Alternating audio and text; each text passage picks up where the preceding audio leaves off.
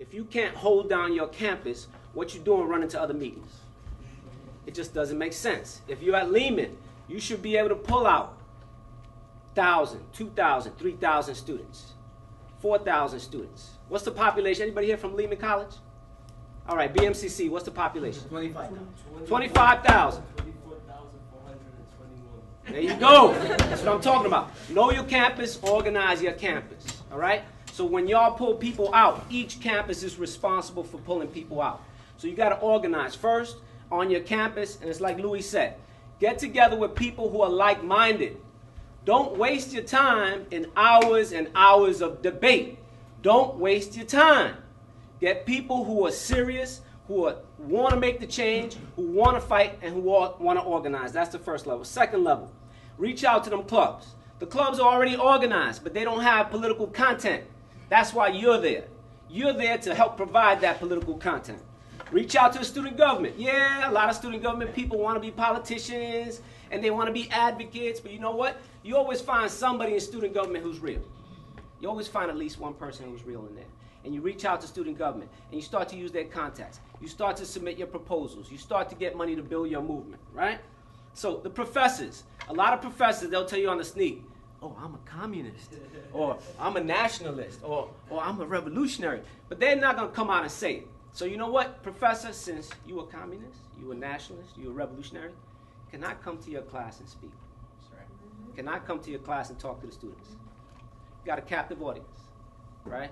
So organize on campus. First tier, develop your core group. Second tier, reach out to the clubs, student government, professors. Third tier, then you start talking to people on other campuses. I mean, with Students United, we kind of did it the other way, right? But that's fine, because you're developing a good network and a coordinating organization, right? And the other thing is, you got to get with the community organizations. In 1989, we had the December 12th movement, were our partners. We had the Dominican Workers' Party, Partido Trabajador Dominicano, they were our partners. We had other groups who were our partners. And it's different from sometimes what the unions try to do, which is dictate your agenda. That's not what a partner does.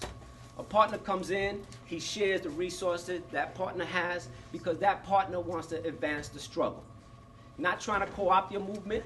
There are a lot of white left groups, and the white left groups have retarded the student movement. They have held back the student movement because they come on campus and they try to recruit people and they try to brainwash them and they try to get them to take orders, and they don't understand that the most creative force on earth is young people, okay?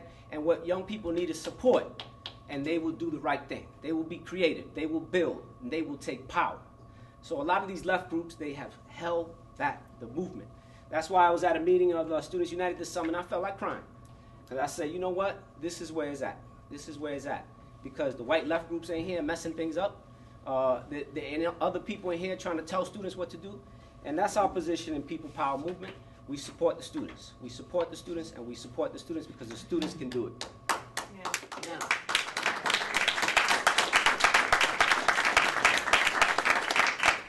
Around education, we recommend political education. Set up your study groups for your core members, right?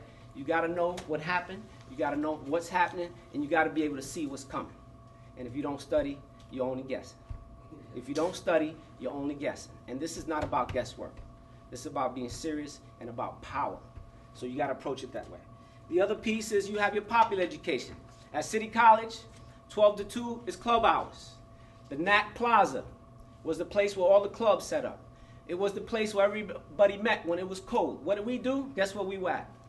NAC Plaza. Mm-hmm. We with the people. You got to be with the people.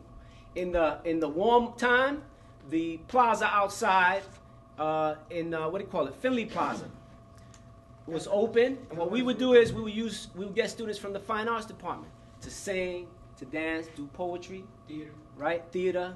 And then we would hit the political message through the poetry, through culture, because culture is a weapon. Don't let nobody tell you anything different. Culture is a weapon, right? And then we open up the mic. So open mic is not just an open mic where people vent. In open mic, you do popular education. In an open mic, you let people bring up solutions. And there's one thing. Once you unleash our creativity, you're going to be amazed. You're going to be amazed. You will be inspired. And you will be driven to do what's right and to take power on your campus. So that's with the education piece. Now, Agitate. Every time you speak, you got to raise the issue of racism. Every time you speak, you got to raise the issue of oppression. You got to tell people clear, this is what it is. A lot of us, we go to college and we develop some kind of academic language where we can't even talk to nobody. And people don't understand what we're saying. Or when they do understand, they fall asleep. That's not agitating. That's not agitating. You got to put things where they are. Why was tuition imposed in '76? We the majority. Period. That's right. Put it out there. Right. Put it out there. Put it out there. Let people understand what's going on. So that's educate, agitate, and organize. Now, here in Harlem, we had Adam Clayton Powell, Jr., and he used to ask the question, what's in your hand? What's in your hand? Now, could y'all just look at your hands real quick? Just look at your hands. And what's in your hand is the power to make revolutionary change. And the enemy knows this. That's right. So whenever you're feeling down, you're feeling tired, look at your hand and ask yourself, what's in my hand? What's in my hand? Because in my hand is the power to make change. All power to the people. All power.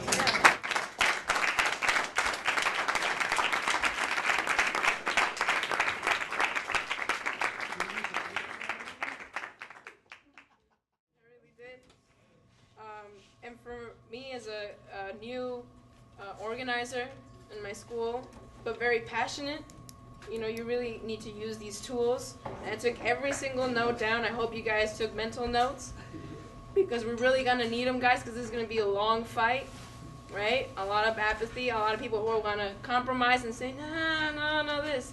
But look, this is how we should be. This is as strong as we have to be if we want to get things done, guys. So, yeah, brothers and sisters, us together, okay? We're all strong. So now, Vicente Montero.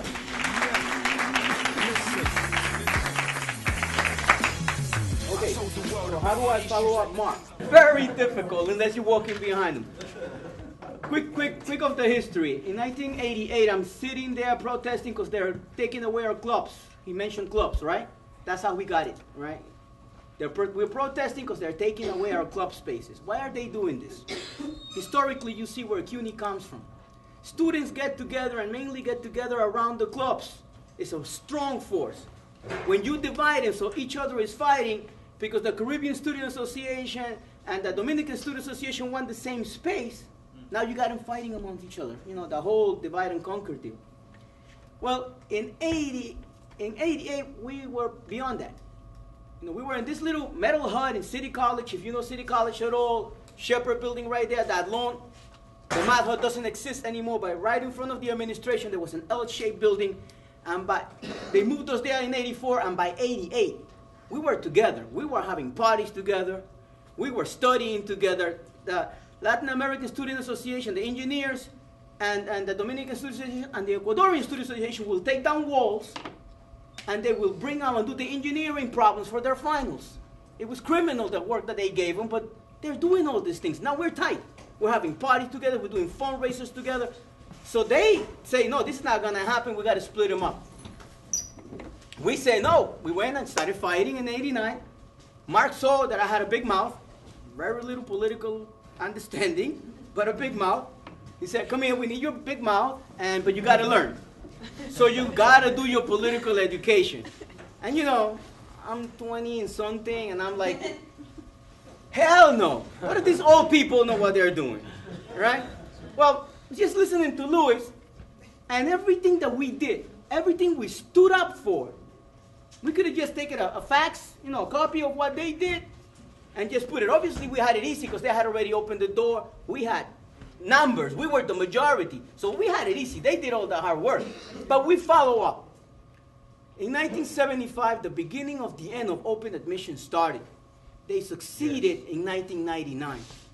Right? In spite of all the work that we've done, because we know the enemy has the resources, and they like to divide and conquer us.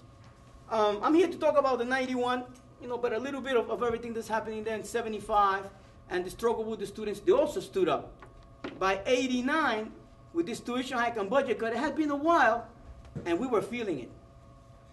One anecdote that I like to tell is meeting up a student that I know by face, years later, in the mid-90s, crosses the street, almost get hit by a car, hugs me and thanks me. And I'm like, what did I do? It was because of the work that we did that he was able to graduate. And really put it in perspective, the fight that we had. A lot of people say that we failed in 91. In 89, we organized CUNY. It happened overnight. The rest of the CUNY schools gathered forces. They took over some of the other schools. And in 10, 12 days, we had Governor Cuomo rescinding the budget cut and tuition hike. Now we organized, right? We established the Asara Shakur Guillermo Morales Center, which, by the way, that space was also taken by force. You know, we took the keys, we changed the locks, and we said, this is our space. And by the time the administration looked at what the space was all about, they couldn't touch us. And I don't know if the brothers remember, but the sisters, in 89, you know, we could do whatever we wanted at the city college because of what we had done in the spring. So in the fall of 89, we could do anything. And the president, we said, let him be.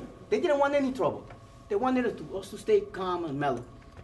And we started getting into student government. First, it was with some brothers that weren't that straight with us.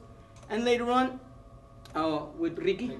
And we really got student government. Then we realized the bureaucracy of the student government will kill you. It will definitely kill you. By 91, we had a structure. We had an organization. The war movement was happening in 1990, and we began to pick up speed. The unions were having issues. I remember backing up, and we put, in the winter of 891, 2,000 students backing up 1199, right? 1199 later on repaid us when we needed a sound system, but this is the connection that we became with some of the unions. However, it has to be strong. It has to be from, we are strong, you do your thing, but we got to do the student thing. And that's what we did in 91. 91 was also, a lot of people talk about there's a paper, a dissertation, talking about how divided we were in CUNY. Yes, we had struggles. There were some people that personally we didn't clink. Other schools had a particular ideas. Some schools that are placed in the community where you have no support. The brothers and sisters from Hunter have a very difficult time organizing outside because the community is in the middle of all these rich people. Until now, BMCC was downtown. You know, they built Battery Park City, but none of them go to BMCC. So now we're almost 25 strong, and if you walk into BMCC, it looks mostly like us, right? So now we have a community of our own in there, strong. City College, we had a break. The brother talked about how the community fed us.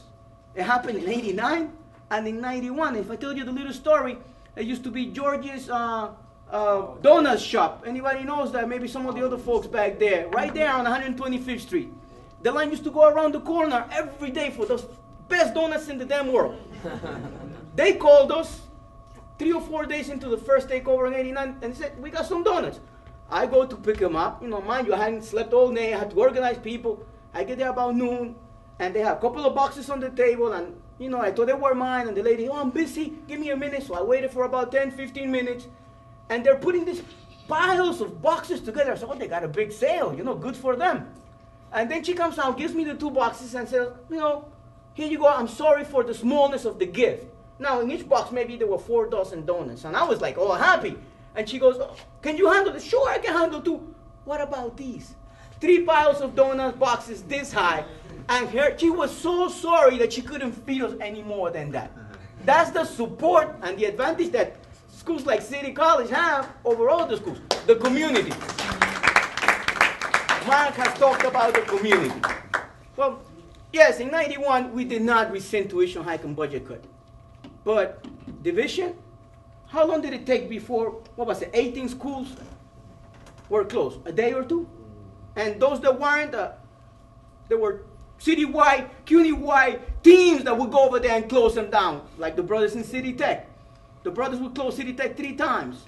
They would go over there, cook, enjoy themselves, and let it go, and take it again in 2 or 3 days because they felt the need for it, to express themselves with steaks and good red wine.